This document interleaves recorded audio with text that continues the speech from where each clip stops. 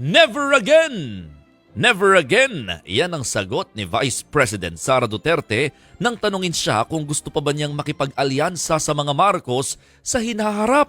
Ayon sa bise, hindi niya matatawag na isang kaibigan si Pangulong Bongbong Marcos. Nagkakilala lang daw sila dahil naging running mate niya.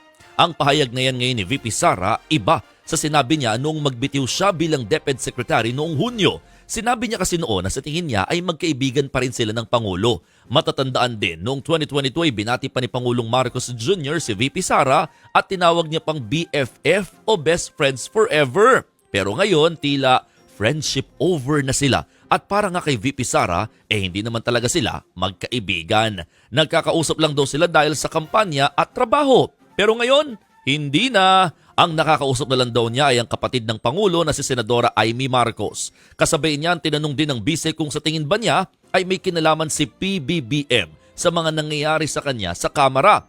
Ayaw na lang daw niya itong sagutin dahil sarcasm ang kanyang masasagot. Kung ang pag-uusapan naman daw ay ang presidential elections sa 2028, may mga naririnig daw siya sa planong pagtakbo umano ni House Speaker Martin Romualdez. Wala pang tugon ng palasyo at si Speaker Romualdez kaugnay ng mga pahayag ni VP Sara.